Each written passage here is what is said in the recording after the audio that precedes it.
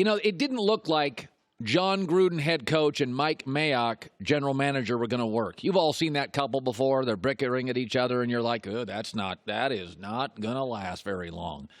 You remember in the offseason and the preseason, John Gruden liked Antonio Brown because Gruden likes weapons, and Mayock was holding impromptu press conferences saying he did not like Antonio Brown. It was cats and dogs and coaches and GMs and wide receivers living together, and it didn't feel very good, and HBO's Hard Knocks was there, and it was just a loud, noisy mess. But it's all working. They're working. First of all, the offense is Gruden. It's rugged. Those three running backs, they all look the same. They look like they should be in weightlifting competitions. They're small, they're tough, they run, they pound, they're rugged. That is a John Gruden offense. Derek Carr is efficient, over 70%. They've got a big play wide receiver. They stole a tight end. And Mike Mayock's done an amazing job. Their second pick in the first round got that from the Bears. Josh Jacobs, Rookie of the Year. Hunter Renfrow, fifth round, has been a steal. Foster Moreau, the tight end, fourth round, looks fantastic. Everybody, the free agents, Richie Incognito. Lord, who knew he had this much left in the tank? Trent Brown worked Bosa last night. It's working, man. This thing is working. And it didn't look like it was working, but between John Gruden's knowledge of the offense and Mike Mayock's personnel eye, and here's the thing, they're both legendarily football-aholics, football-obsessed guys. And yes, the knock on Gruden was, well, he'd been out of the sport for a decade. I said that. And the knock on Mayock was, as a broadcaster, he's too technical. And as a GM, he's never done this before. But both watched the game closely with their obsessive nature of loving football from 30,000 feet. Then they landed on the tarmac, walked into the Raiders facility, and it works. It works. They've had a brutal schedule. First or second toughest in the NFL. They were on the road for 6 weeks. And they're back home, and they're beating good teams. They're beating Detroit, beating Matt Stafford, beating Phillip Rivers, beating the talented roster with the Chargers. It's working. And the other thing is, Vegas is very lucky. Vegas got that hockey team in the first year they got to the Stanley Cup Finals. Vegas is getting a fun, lively, loud, explosive football team. And here's the thing I know about John Gruden. So I work with him at the other place.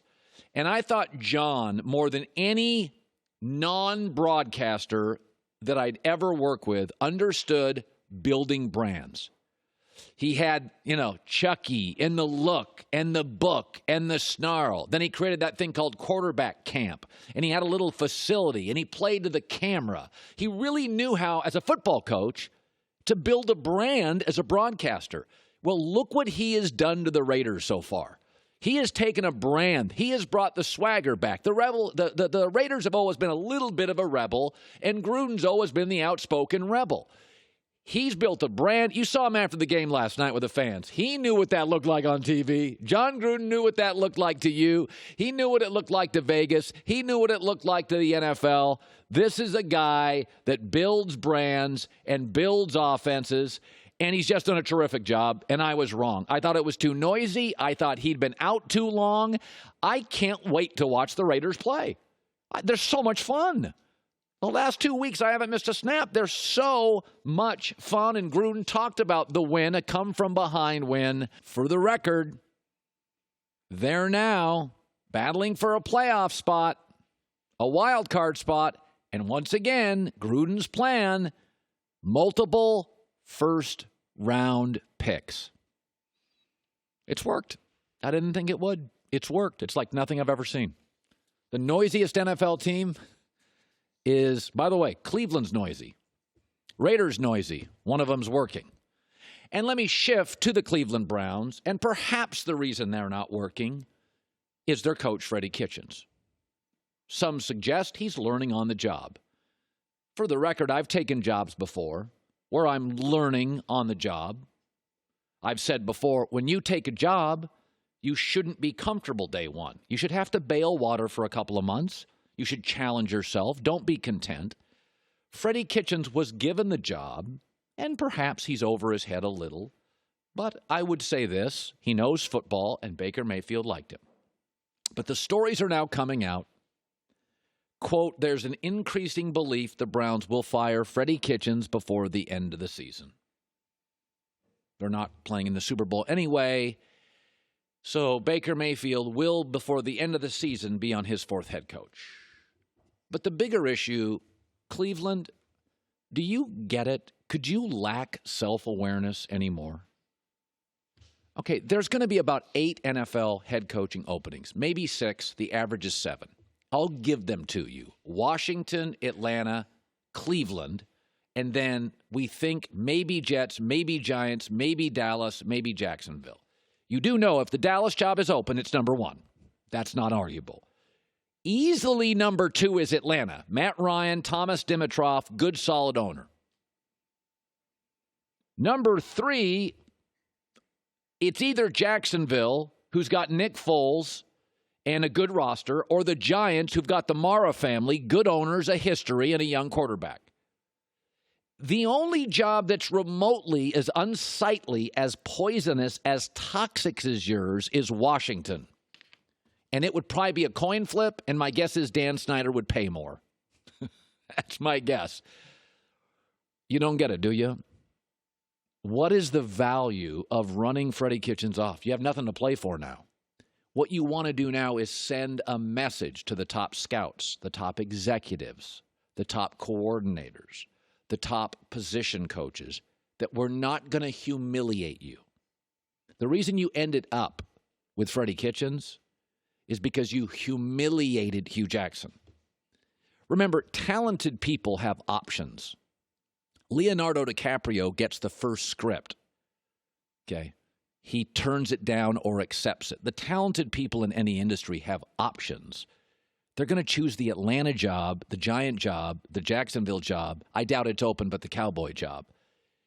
All you're doing now is going to humiliate Freddie Kitchens, like you humiliated Hugh Jackson. And you're going to end up with a second or third tier coach.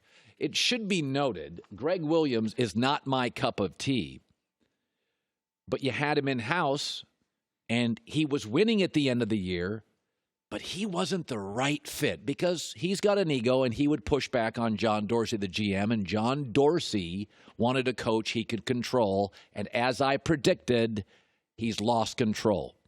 But Antonio Cromartie came on this show not long ago and said, you had the right guy. Baker's regressed since the defensive guy, Greg Williams, left.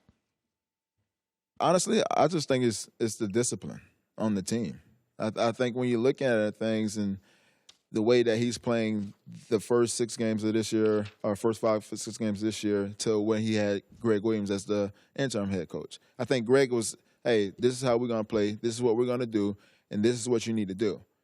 It's different when you have Freddie Kitchens, and also he's the offensive coordinator. I don't think there's a lot of discipline there. I just think there was more discipline, and Greg and Coach Williams expected more out of his players. So that's probably too late. But if you can't win the Super Bowl, this is what's happened to Washington. It's about humiliating left tackle Trent Williams, being petty with Jay Gruden, humiliating Hugh Jackson and Freddie Kitchens. What are you doing? This will be, in the 7th year of ownership, the 6th head coach or interim head coach for Jimmy Haslam. Talk about a franchise that lacks complete and utter self-awareness. I said this on Twitter last weekend.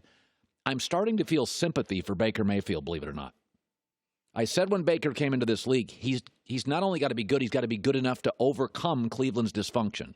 In the history of my radio TV career, in the Colin right, Colin wrong, that is my rightiest right. I should be the mayor of Righty Rightville. We're a year and a half through Baker Mayfield. They're going to be on their 4th coach, potentially. Absurd. Utterly absurd. Hi, everybody. Thanks for watching. Subscribe here to get the latest from the show.